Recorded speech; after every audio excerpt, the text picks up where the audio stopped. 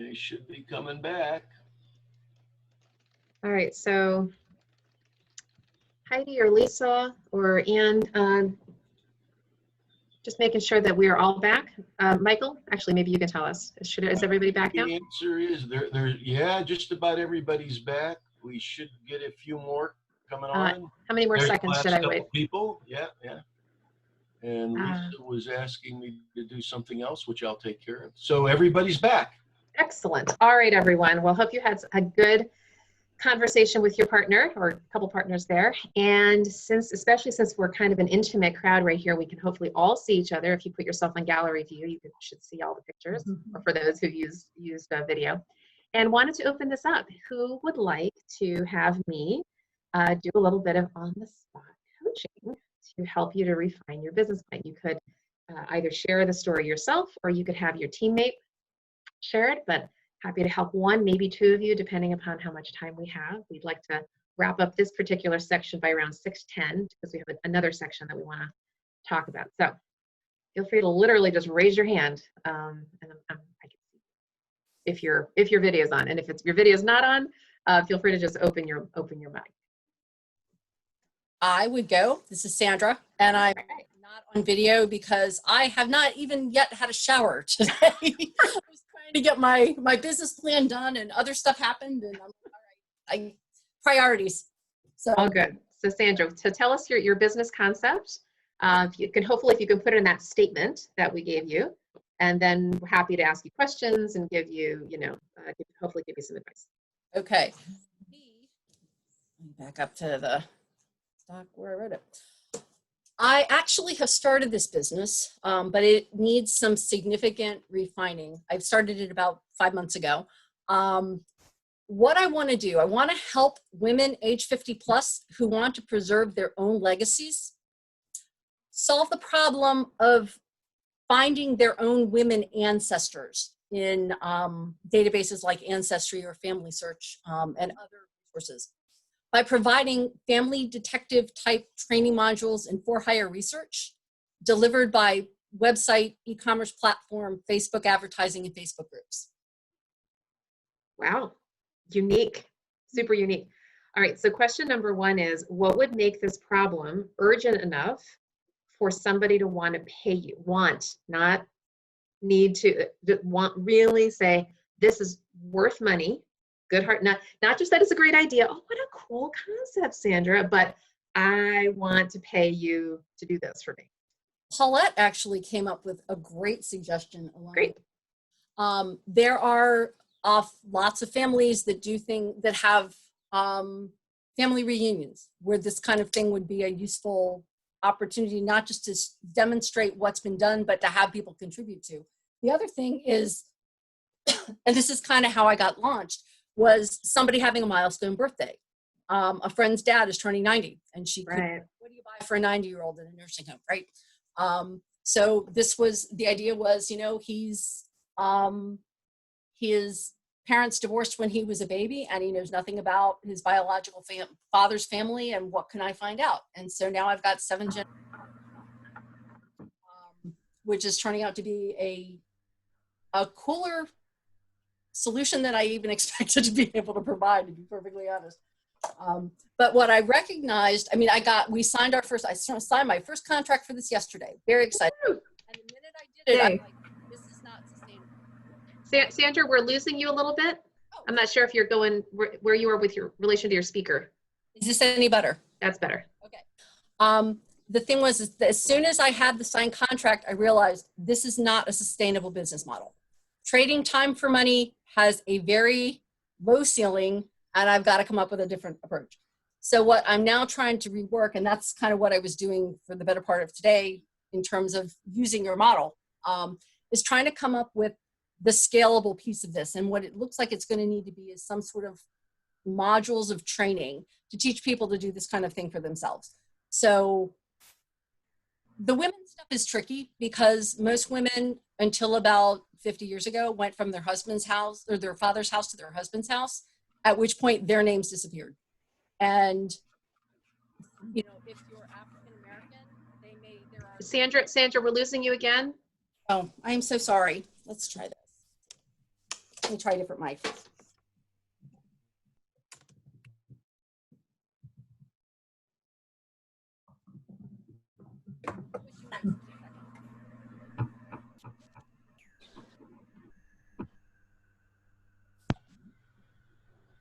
Is this any better? You're good. Okay, good. I was gonna say, the old mic is just the old mic.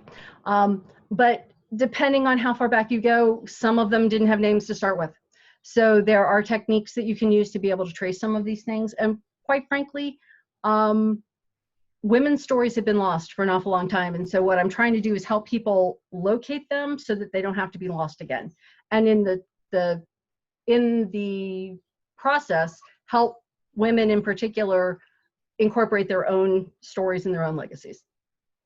That's great. Have you thought about who you would partner with to get the word out? This isn't really a marketing conversation today, but I figured, let's just kind of go here because it seems sort of the next step.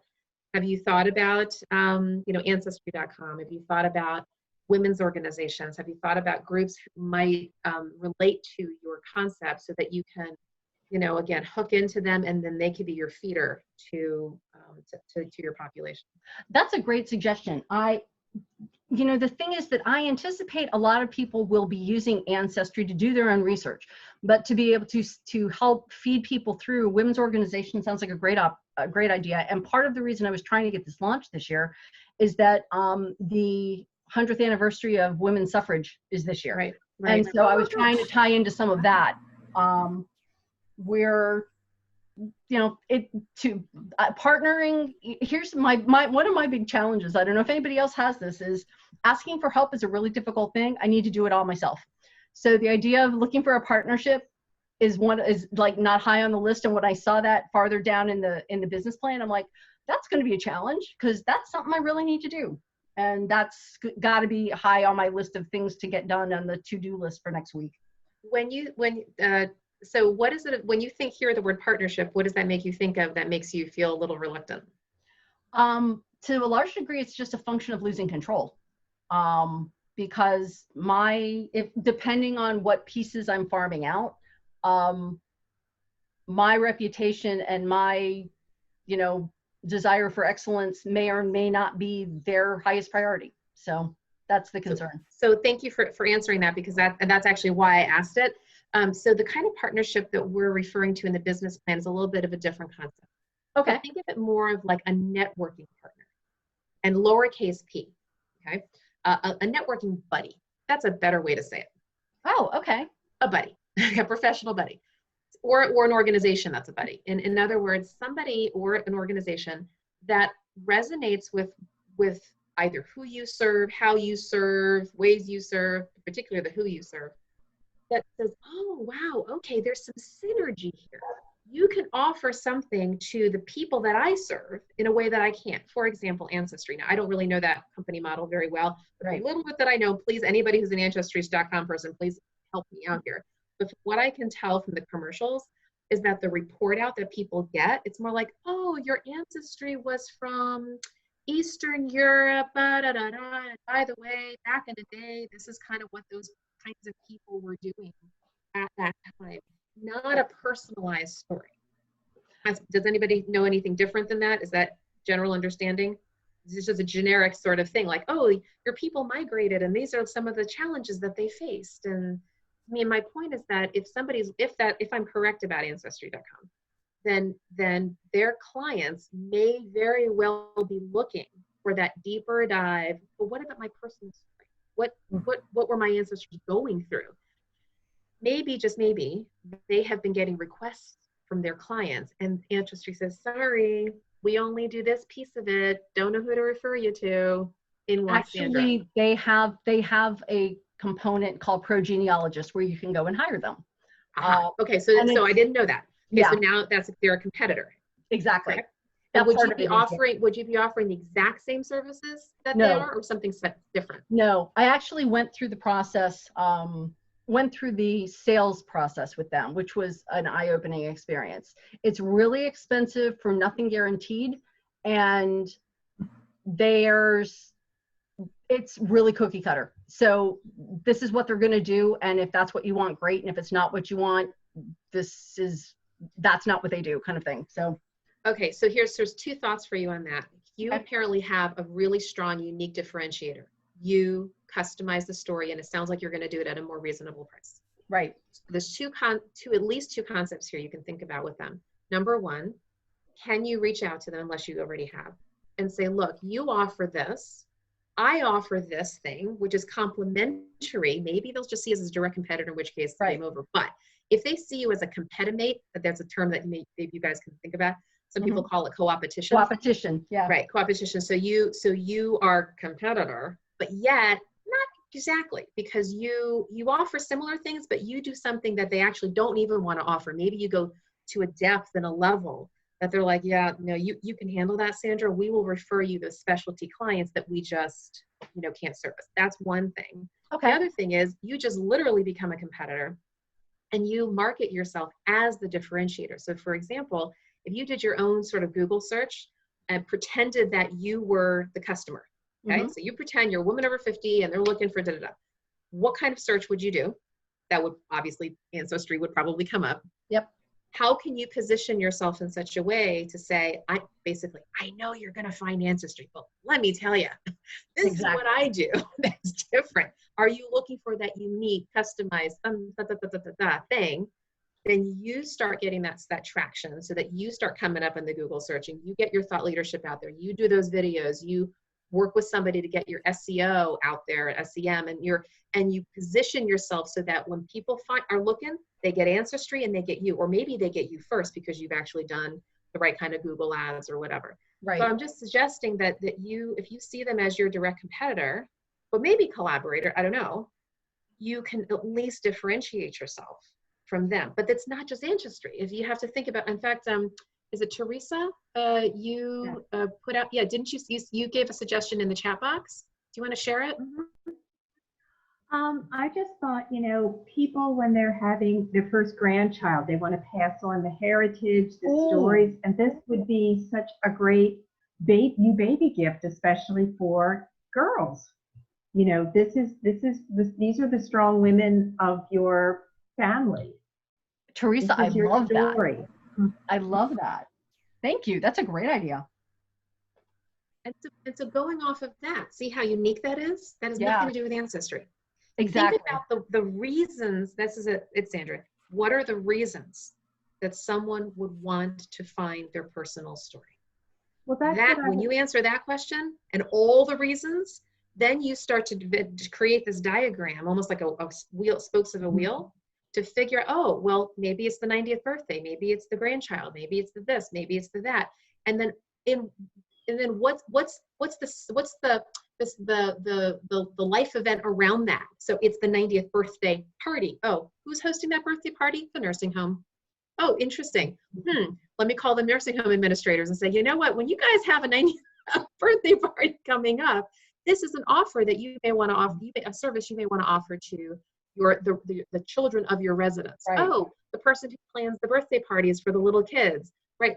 In other words, you could find those alliance partners, those buddies, who actually provide the ancillary service where they would come to you. So for example, a real estate agent, they have to have a lot of alliance partners. They have to have relationships with mortgage brokers and with home renovators and with all of these like home-oriented kind of service providers. And those people know it. So mortgage bankers develop relationships with real estate agents because they know they're going to get a referral. They hope they're going to get a referral. Right. So likewise, you develop the relationships and then they hopefully will refer you as the specialty niche service that they don't do. I love that. Thank you. This has been really helpful. Hey, Cheryl, I just want to do a time check, and you've been great working with Sandra and Teresa, a great idea. Do you want to see if anybody else wants to throw out their business concept? Yeah, absolutely. So sounds like I heard, Karen, do you want to I'll do it. I'll do it. Thank you. I appreciate this opportunity. Can everybody hear me? Yeah. Okay. Yeah. Shara and I go way back. Excited to be here tonight to learn more from her because she was my coach and not too many years ago. Anyway, I live in Raleigh, North Carolina right now, and I've been working as an IT project manager for more years than I want to admit. But what I'd like to do, and I have not created the company yet, I'm still in the concept stage, but what I want to do is get into robots. And I've been a technology love forever, and I'm a mentor for a local robotics team, my son's high school. But what I want to do is I want to use a number of my superpowers to create this business. And my superpowers include being an awesome public speaker. I can present very well. A manager, I could train, I could consult and advise. But what the business concept is that I want to help people implement robotics in companies. More specifically, my perfect customer would be a business to business. I'm sorry, I lost my. There we go. Business to business sales. More specific, for-profit company, a mid-sized manufacturing company targeting the operations department director as my perfect client. And the objectives. Why would he want to buy from me? Why would he want to buy this? Well, I would be looking at to offer various things to the company, including helping decrease overall company expenses, increasing company efficiency, and thereby those things improving the bottom line. And one of the things in my conversation with Debbie earlier is that she said, well, Karen, that sounds great. Why don't you give some potential examples when you do your elevator pitch? And so I said, well, okay. Well, if I would, part of this would be consulting, and part of this would be helping them actually implement the solution in their kind of a soup to nuts service. And so, any questions so far? Keep going. I have them. I'm wrapping them up. Okay. All right. Well, so no, but that's kind of the business concept. Have I started the business? No. Why? I'm a little scared. I've got a full-time job. I've got a family. How do you integrate life with all of that? You used to get up at 5 a.m. I still remember that. So, so that's kind of the business concept. So I came here today to try to crystallize it, and this has been good so far listening to people.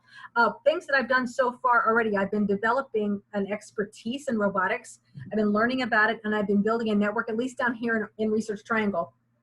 In AI and machine learning, I actually work in machine learning now, but AI, and I'm getting into more robotics contacts. I made a connection last night and actually hosted a webinar with a robot guy out of Indiana, a robotics company that gave a presentation. So that's a good context. So I'm building my network in that regard. That I just need to have the audacity to actually keep this on. Okay. So before addressing any of the time management thing, because you're right, it's a big deal to have a full-time job and to do something on the side. I won't address that right this second. I get your outcomes as far around operational efficiency and that kind of thing and the manufacturing, but how would you actually deliver this? And by the way, is it a product like robots? Is it a service where somebody else is providing the robots and you're instructing or training or counseling? Give us more of the actual meat of what you'd be doing. So for example, think of it this way. Director of operations at Acme Manufacturing in Raleigh finds out about Karen and says, hey, Karen, heard you're really cool.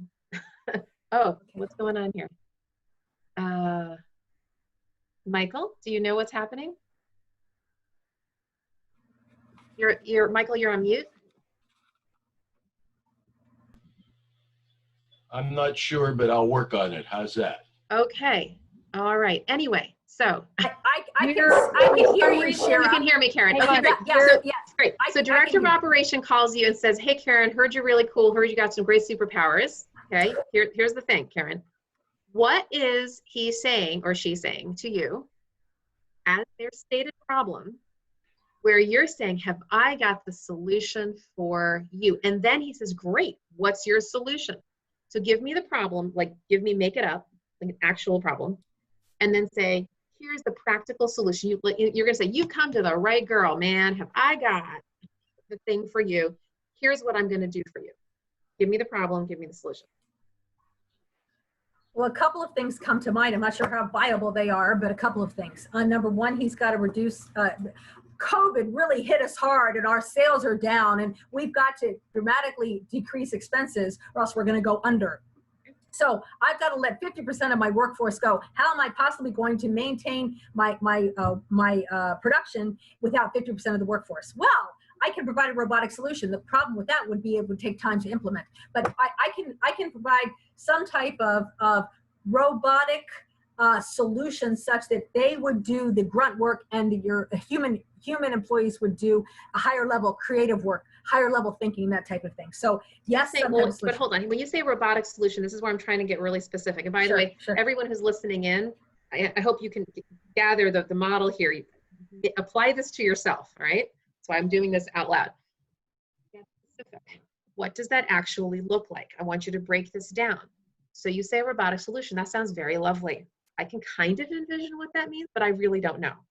So does that mean you are going to partner with a team of AI professionals and you and they are going to come into the manufacturing plant and you're going to sort of look at their problem set and you're going to architect this solution, and that the technologists are going to go off and they're going to create this thing and they're going to implement, like, or use it off the shelf? Like, what, just answer that piece of it. Like, what would the practical solution, how would it be rolled out?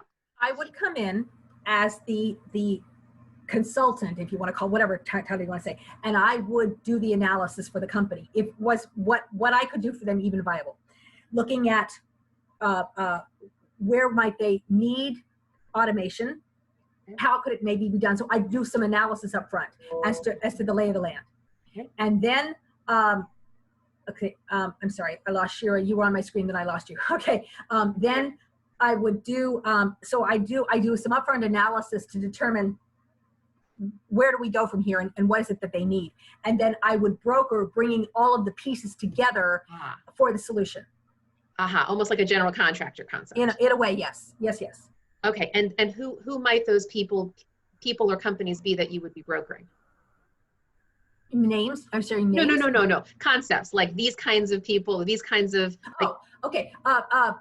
People who would have robots or could create the robots that would be necessary.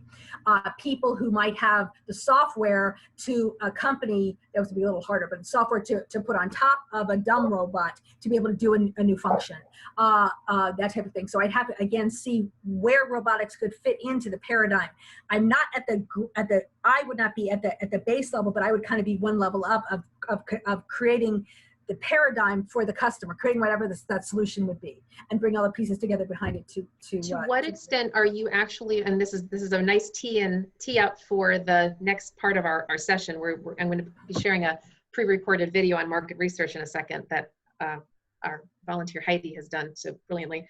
But to what extent do you know what this market is like? So for example, have you heard firsthand that, for example, operations managers of manufacturing companies are looking for XYZ? Do you know of robotics companies who are doing this kind of work? Like, how much real on the ground knowledge do you have of the market need? My initial response to you is majorly high level. Robotics is going to be multi-billion-dollar in the next 10 years, but everybody knows that. So but I really haven't broken it down beyond that. I know it's a huge market, but that's a big statement. So you especially, Karen, are going to really want to perk up with this video that's coming up, because it's going to give you, in fact, Heidi, she was telling me when she was putting this video together, even as dense as this thing, and it's a 22-minute video, as much as she packed in here, there's still so much more. She really kind of pared it down. My point is that you have an opportunity to go deeper into your market and really understand who wants you, who needs you, how do they need you, under what conditions do they need you or not need you, right? Mm-hmm. Really focusing, because right now it's great. You've got this big concept, you see, you have foresight, you anticipate that the market is going this direction. I'm sure you're right. I mean, I think all of us probably said, yeah, she's right. Right. What does that actually mean in terms of creating more streamlined operations? We have people who talk about the workforce implications, right? So like, I'm on the workforce side and I go, oh my gosh, AI is going to disrupt and people are going to lose their job. You're on the other side saying, yeah, I know that's going to happen. Let me help the company actually implement the solutions. There's two sides of it. You're on that side, and that's fine. So something to think about is not only doing your market research and making sure that you're kind of fixating on there, But in your case in particular, since you're going to be going after a brokering kind of a model, you need to really understand who those partners are, both conceptually and actually practically, like by name. So one of the things I would recommend that you do as part of your research is to start to talk to those companies, talk to those robotic companies, whether they're consulting, whether they're doing the technology or whatever. Ask them, what are their clients telling them are the problems? This is where, so Sandra, if you remember the whole alliance partner thing, this is another version of that. As you're trying to test your market, as you're trying to figure out who needs you, before you even do marketing, just understanding the market, the folks who are working in and around your space, who regularly deal with the kind of client that you would be dealing with, it can be so informative and tell you just brass tacks. Look, you're talking to director of operations. Let me tell you what's keeping him up at night. He's talking about this, that, and the 33rd thing. And Karen, you're like, well, you know, to what extent would he need my service? Well, under these conditions, he would probably be really excited. Under those conditions, maybe not so much, okay? My point is that those people can be part of your information gathering, number one. Why would they talk to me? I'm sorry, why would they want to share that information with me? Because you're a potential alliance partner for them. This is a mutual synergy here. You're not asking them, you're not putting your hand out like Oliver Twist asking for more gruel, please give me some information. You're saying, no, I'm exploring a business launch where I think we could have some synergies. Interesting. You're a potential sales channel. Look at it that way. Absolutely. That's actually, you know what? Interesting. I'm looking at the time, we got to move on, but I started networking in 1998 before I even knew there was a term networking, before anybody was like talking about it. And what I did was I went after people who were marketing to the same people that I was marketing to. And I said, hey, can we network? Can we figure out how we can, I say partner, but not in the literal partner sense, but how can we be each other's buddy, right? I want to learn. I want to see what's going on. What are your clients telling you? Here's what I do. What do you do? There's two ways to look at those partnerships, both in terms of information gathering, so that they can tell you what their clients are experiencing, number one, to inform your own business model. And number two, as you define and refine your business model, you can go back to them and say, guess what? Now I'm ready to go. How about we collaborate and we go in together on a joint project? Whether I bring the client and bring you in, or you have the client and you bring me in, get it? And all of a sudden you have an ecosystem of alliance partners where you're doing it together, and it's a rising tide lifts all boats. Okay. Thank you, so my on dear. that note, yeah, you're welcome. I'm so glad this is just, you couldn't have paid you to actually give me that question, because this is copy at pen next time in DC. Absolutely. All right, so let me switch here to so we're going to show you a video. So this video is pre-recorded, as I mentioned, and the reason is that Heidi, who is, some of you might be able to see, great wave Heidi, is actually going to be in the chat box. Okay, now before I play this, and she's going to actually say this at some point, I think a few minutes into it, look, this is a very content-rich, content-heavy video. Please do not get overwhelmed. Heidi's going to mention there's lots of tools here for your toolbox, and you might need a wrench and you might need a hammer. The point is this: we want to give you these tools not because you need to use all of them or even half of them to get started. We don't want you to be overwhelmed, and we want you to understand that these are tools that are helpful in your journey. Don't let them prevent you from moving forward. In fact, I have found it sometimes where people will kind of learn about something like this, like market research, and they will literally stymie themselves and say, oh, I can't move forward until I have this. Or they'll lull themselves into a sense of safety, like, well, I haven't done all my research yet. I don't have to start. No. Take the first step, even if it's a baby step. Just use these tools to help you on your journey, okay? So here we go. And I'll say, if you have any questions as I go along in this pre-recorded video, please throw them in the chat box, and I'm happy to answer them as we go through this, so that when we get to the point where we're doing an open dialogue at the end, we can ask any kinds of questions. It doesn't have to be just about market research. Okay, here we go.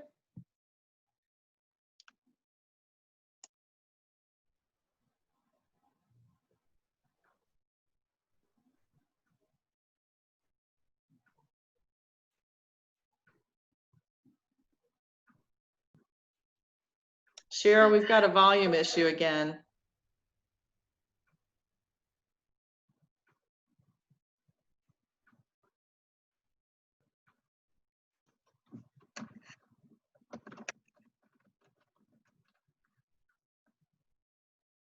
Share, reset the volume.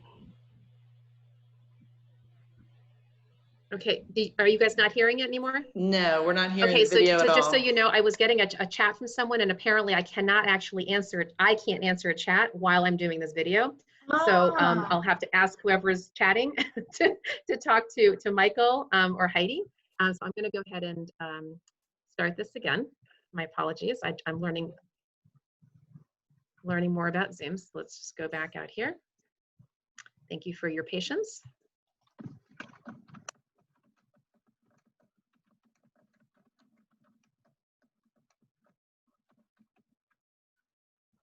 Still no volume. Sure, you've got to enable the computer volume. Sorry about that, guys. Okay, I got to go back to Zoom. My apologies. So I believe it's in security. Security. I don't think it was. We found it somewhere else. Yeah. You need to enable share computer sound and optimize screen sharing for video clip. And that would be on the PowerPoint itself, right? No, you're gonna go, you're gonna hit share screen and then select the video from the menu of options. Thank you, thank you, thank you. Yep, found it. We're good. Appreciate that. There you go. Here we go. Okay. One more time. Welcome to today's session on the next step in refining your business concept, which is to validate your product or service assumptions through market research. So why market research? This will help build confidence that you're on the right track, or it may help you pivot and further refine your business concept to mitigate any risks that you might uncover before you jump in head first. As you progress, the research will help you make important go or no-go decisions on different aspects of your business idea. It will provide you with the foundational data to create a solid business plan over time. Bottom line, your research will provide you with a clearer sense of direction as you keep going. So let's get started. You've identified the customer you want to serve. You have a great idea for a product or service, something that is bound to capture the minds and wallets of your target customer. Or perhaps you've stumbled on a service that isn't being offered by anyone else, one that is desperately needed. This is your big opportunity. So why hesitate to hit go? Small businesses are fragile, especially in our current economy and social circumstances. So as you think about entering the market, it is not enough for you to know what you want to provide to your customers. It's really important to know your industry and customers inside and out if you want to ensure there is a viable market, true demand, and a business that will be sustainable. Some entrepreneurs ignore this step, but let's look at the facts. We've all heard 50% of new businesses fail in the first year. That's actually wrong. According to the Small Business Administration and supported by several other sources, the good news is that only 20% of new businesses fail in the first year. So let's make sure you are part of the 80% who succeed right off the bat. Now, when I did my homework to find out why new entrepreneurs struggle, I wasn't surprised to find out that those that hit a roadblock are not spending the time to investigate the market, doing that proper market research to validate their business idea before they plunge forward. As such, often the most well-intended entrepreneur discovers there may be no market need, and their lack of market research results in a poorly defined business plan. So again, let's make sure you're part of the 80% that succeeds. I'm going to help walk you through the first steps in further evaluating your big idea with research to ensure it is a sound concept. While you'll never really know with 100% certainty how well your idea will do until you actually take that leap of faith and start your business, there are ways to avoid pitfalls before jumping in head first. The companies that do the best are the ones that do their homework. Before I go any further, I want to make a caveat. Everything I talk about today is meant to be a tool for the big toolbox you keep on hand and reference only when you need to.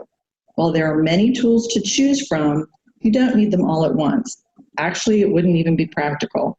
You may only need to pull out a hammer or just a screwdriver, but not the entire toolbox. I don't want my coverage of market research to slow you down. Keep moving forward, especially if you are well tuned into your market and target audience.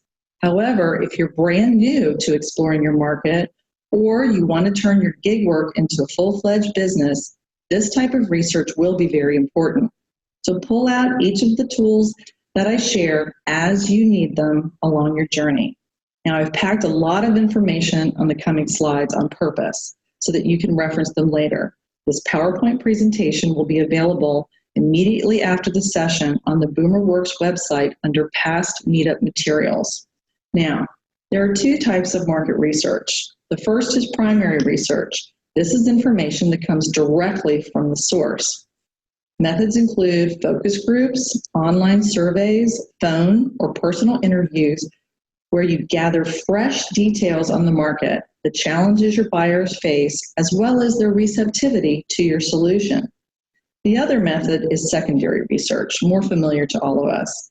This is where you gather information from outside resources you have at your disposal. The good news is that there is plenty of information available and it's free. When starting your market research, there are 5 areas to look into, but not necessarily in this order. Remember, it's all about pulling out the right tool at the right time. One is market trends.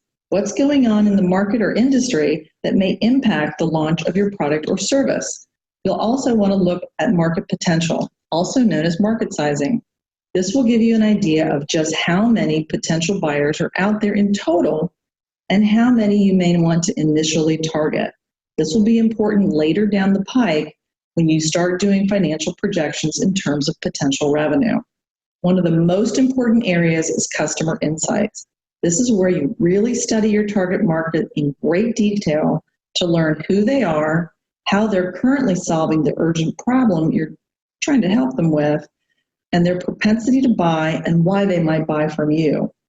You never want to neglect investigation into alternative solutions. There's a lot to be learned by studying the competition, how products are priced, where their offering falls short and yours improves on solving the problem, and how they position their solution so you can focus on how you're going to differentiate. And finally, you'll need to test your product. This is where you jump in and conduct that primary research to learn firsthand what people think of your offer and whether they would pay for it. Now let's take a look at each of these 5 areas in a little bit more detail. As I mentioned, it's important to understand the changing dynamics of the market. You want to be schooled on the factors affecting your industry and consider their implications for your product or service. Now, in terms of resources, the best place to start, of course, is the internet. And yes, as you would suspect, Google will be one of your primary resources for information, as well as a source for where you can find information. So indeed, Google is your friend. Now, before you start taking copious notes on resources, I've prepared a market research resources guide with both public and private resources that includes descriptions and links to each. This document will be on the BoomerWorks website and available to you immediately following this session. So I'm just going to provide a quick overview of the types of resources to use. You'll want to use both federal and local sources as well as private commercial services to find market statistics, reports, and other research. Also, trade associations can offer a wealth of information and reference materials. Talking to others in a trade association can be one of the most valuable ways of gaining informal data about an industry, region, or customer base. If you can attend live or virtual industry events, you can pick up a ton of information firsthand, as well as talk to key industry players or influencers.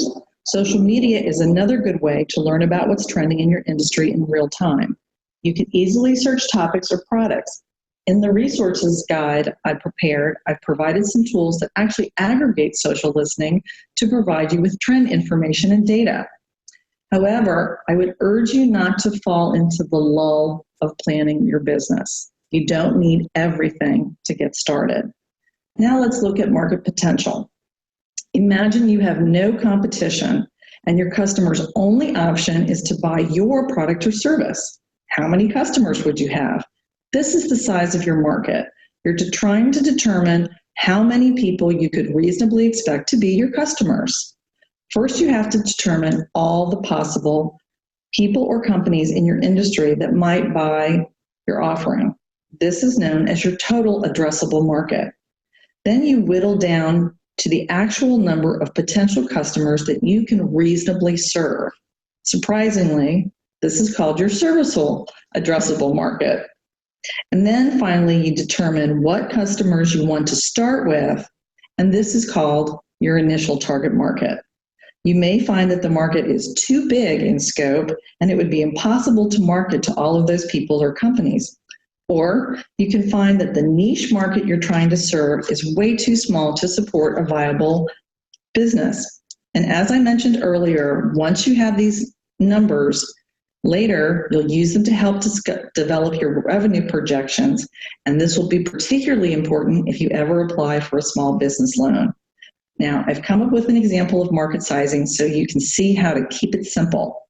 This is a B2B example, but with B2C, you'll find it even easier to identify and narrow your market. Sorry for the pause there, folks. I actually had a gnat fly into my mouth or some other yucky thing like that. So see this as if I'm doing this live. So back to market potential and market sizing. I'm starting with the business idea. I want to help construction companies improve efficiency and reduce costs by providing operational consulting. So let's narrow that down to companies with less than 500 employees, just to start. 700,000, that's a lot. It's a big market. So let's further define our market as small and make it less than 20 employees. That number goes way down to 643,000. Not a very big drop.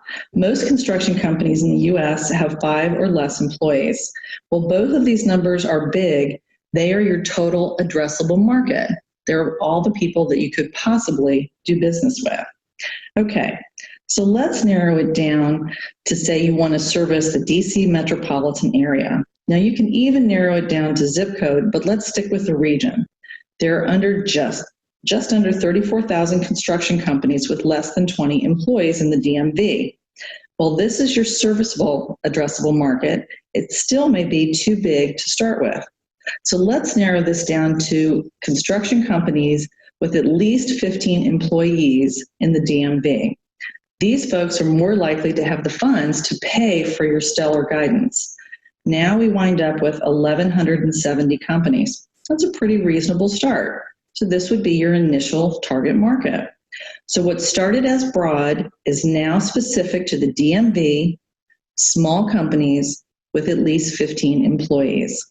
Now I found all of this information on the US Census Bureau website under Statistics of US Businesses, and it took me less than 15 minutes to tabulate. So see, it's not that hard once you understand how you want to narrow your target market. Let's look at resources. There are plenty of US Census data tools. Even if you the research is from 2 years ago, it will give you a good idea of your market size. The site has more than a dozen market research tools and free industry research reports to help you get demographic, geographic, and business populations who might be interested in your offer. Another good site is the US Small Business Administration website. Their Office of Entrepreneurship Education has a variety of analysis tools and reports for learning potential customer statistics. Then there will be commercial sites like Statistica or marketresearch.com, but these are all included in the research resources guide I prepared for you. Customer insights is about fully understanding who your customers are and where they come from. You are gathering information to better assess opportunities and limitations for gaining customers down the pike. In B2B, key characteristics could include sector, industry, whether they're a small, medium, or large company. You want to know what your buyer's role is within the organization, who makes the buying decision, and who potentially influences that buying decision. Then you want to dive into the why, what, and how, such as their primary motivations and your specific needs and what keeps them up at night. Then look into how they're currently solving the urgent problem you're trying to help them with, and how often they buy, how decisions are made, where they get their product and service information, as this will inform your marketing strategy later on. Remember, all of these slides will be available to you after the session. Like B2B, you need to understand who your customers are before you learn why, what, and how. Key characteristics in B2C are naturally demographics, such as age, gender, location, family size, income, and other things that apply to the product or service you're offering.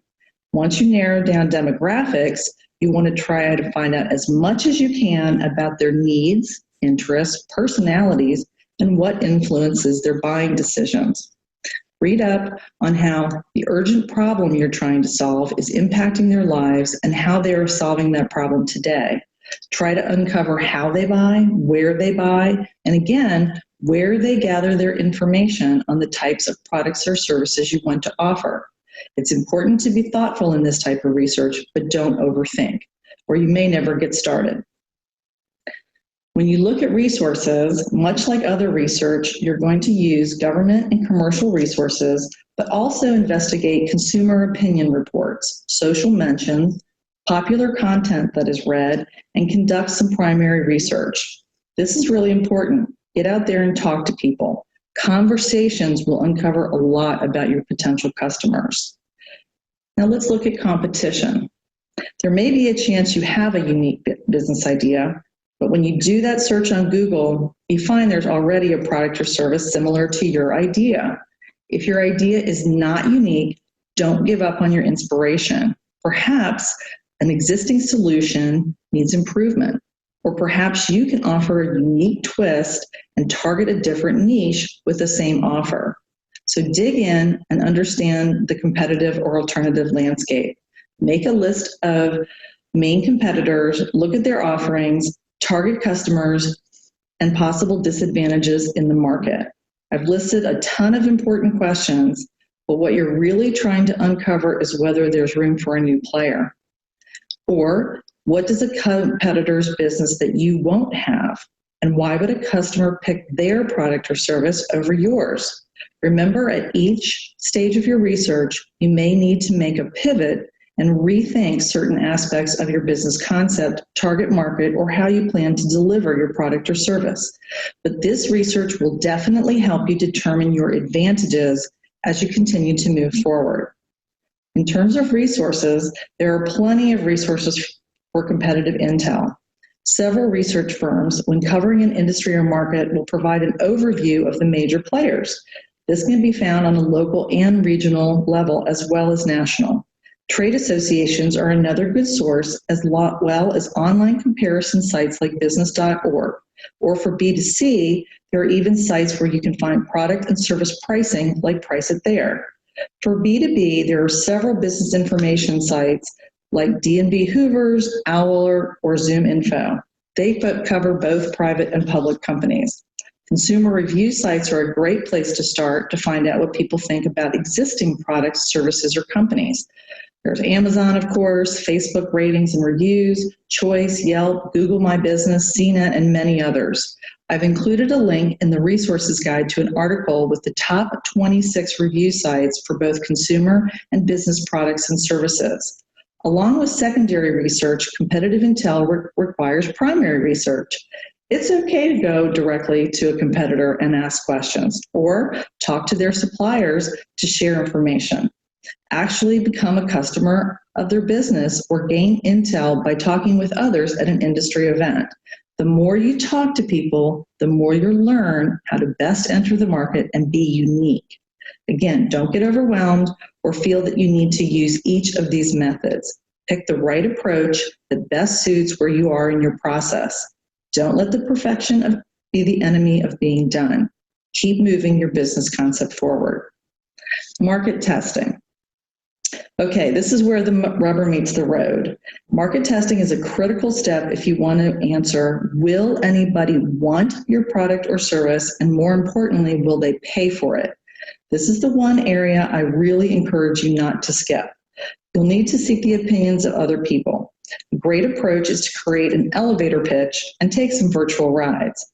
Think of these conversations as informational interviews. Start with people you trust. Seek brutally honest feedback. Family and friends can be a reliable source, but be careful. They want to support your enthusiasm and may not be as honest because they don't want to hurt your feelings, or they might not really have the right knowledge of your industry and potential customer, especially in B2B. Social media can be a powerful tool for market testing if used properly. One approach is to contact influencers through direct messages and simply request feedback on your product or service. In the resources guide, I have included some sources that help you find the influencers in your industry. You can throw out questions about the urgent problem you've identified in online forums such as Quora. Work carefully, and I mean carefully, use LinkedIn and Facebook groups to seek feedback. You never want to make a sales pitch. Remember, you're just looking for candid, unbiased feedback, and you'll be surprised how people you don't know will give you very black and white, honest answers. Another effective way to test your business concept is to conduct surveys directly with your target audience. But this costs money. But you don't have to have a list of potential buyers to start out with. Services like Google Surveys, SurveyMonkey, and Ask Your Target Market that both reach consumers and businesses can help you design a quality survey and target who you want it to be sent to. The invaluable input from your market testing will help you decide if you want to move forward with the business idea or shape any changes you need to make. And guess what? You may even identify opportunities you didn't even think about. With any of these methods, remember the toolbox. Pull out the right tools you need at the right time. Now I'm going to share my personal favorite way to test your products. Offer it for free. Find a couple of potential customers, a number you can handle, but at least two, and offer your product or service for free, with the caveat that they need to provide you with open and honest feedback along the way. People naturally want to help others, and it won't be hard to find a few who will want to give your offer a try, especially if it's for free. This way, you're gaining feedback firsthand from people who are actually using your product and service in real time. I've done this myself with different offers. Sometimes you have to readjust your solution, but better to do it now than after you've sunk a lot of time and effort into your offer. And it's a great way to do price testing. What would these people pay for your product or service? I personally have found that people are usually pretty straightforward about paying a fair price, especially if you're providing them value. Especially, chances are that at this point you've honed your product or service to meet the demands of the right customer and the right market. So not only will you gain invaluable insights from doing free offers, you'll walk away with instant customer testimonials, and this will give you credibility in attracting other new customers. Well, I hope I haven't made it seem as though conducting market research is a daunting task. You'll be surprised just how much you can learn in a very short period of time, and you'll really be thankful for it later. Cover the bases, but again, don't carry the whole toolbox with you everywhere you go.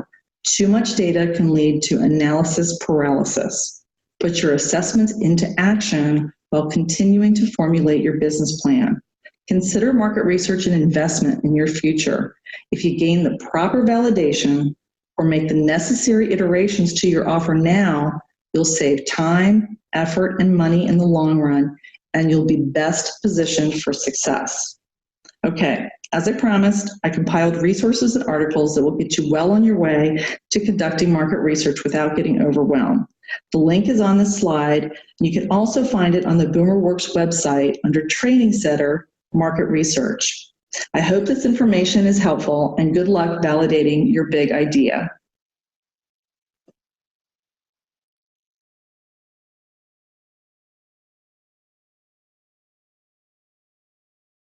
I said, everybody's still with us. Wasn't Heidi great? Round of applause for Heidi. All right. So Heidi, you want to unmute yourself? Sure. All right. Were there any chats in the chat box that maybe others might benefit from hearing about? I did have a question from Marilyn that said, what questions do you ask for general feedback? And so Marilyn, were you directing that question, and you'll have to unmute yourself, about market testing, or was that about something else? It was about market testing. Yeah, I mean, I responded in the chat box. You guys can read. I don't want to repeat myself, but you know, it's so important to listen, and you really have got to hear, yes, this is an urgent problem. Yes, this keeps me up at night. Yes, I can't move forward, because your biggest competition will be the good enough solution, which is to do nothing. And so you want to find out, you know, how hot this is. Then you kind of throw out, you know, as your solution. You know, well, would this be viable? Would this be something interesting? And then you're going to start to find that people will say yes, no, whatever. Oh, maybe if it did this, or maybe if it did that. But again, think of them as informational interviews. Like, we've all done those in our career. So, you know, you're not really putting them on the spot, like making a sales pitch. You're really trying to gather information, and you kind of position it as gaining their expertise, you know, as far as their feedback. And then, you know, just take the conversation a little bit further and further as you go down in the refinement part. And then, you know, just say, well, okay, maybe someone says, you know, like with we were talking about Sandra's AI. People are like, oh my gosh, that's amazing. Would you pay for it? That's the part you got to really get to. And then, you know, well, you know, what do you think people would pay for this? So you just are going to be asking a lot of questions, unless you get out there and, like, again, I have done it for free, and then I have had amazing customer testimonials, but I did the testing first. I gauged people's interest and the receptivity to make sure it really was solving an urgent problem. Sure, would you add anything to that? Actually, I was just real quickly, and by the way, we have a hard stop at 6:45. I want to be mindful of that. Marilyn, would you feel comfortable sharing like a one-liner about what it is you're trying to go after? What kind of business? Oh, Marilyn, you got to unmute. There you go. I'm on mute. So I'm providing I'm managing the financial affairs for the financial affairs and daily life duties for people who are in need. People in what kind of need? Managing the financial affairs for, at first it was for just a certain, my audience was possibly seniors, but now it's for anyone who's in need at this point.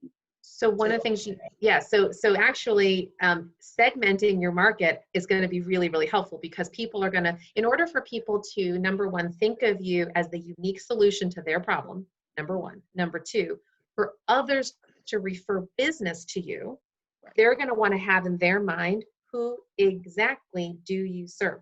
So that generic statement of just people who are in need, the more specific you could even tick off your fingers. You could say, for example, seniors or professionals who are, you know, stressed out, or, you know, in other words, describe the demographic as best you can. 1, 2, maybe 3 people. Beyond 3 people usually forget. But if you can kind of focus in and then start to talk to those sample populations, get that feedback and say, well, I'd like to provide this service.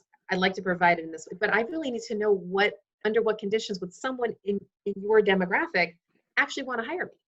What actually is keeping you up at night? Why would you want to pay? And by the way, what would you want to pay?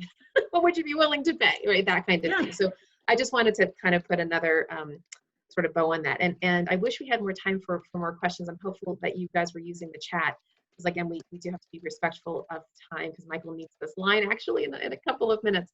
But I did want to leave you guys with a note that, in fact, I think Dan put it in the chat box, that this presentation Videos and the PowerPoint is going to be on the website on boomerworks.org. There are 2 tabs you're going to want. You're going to want to go to the training center. But as we do these calls and these recordings, we have a curriculum that we're starting to go through with following the Lean Business Plan. So we already have the recording you saw, the homework that you did today that I had presented on, and Heidi's video as well are up there. You can always go to the past Meetup, the Meetup tab, and you can see past Meetups for the next while, like 30, 60 days. We'll have, we'll always have material from calls like this. And so if you need to reach us, in fact, if you, let me just go back here. Sorry.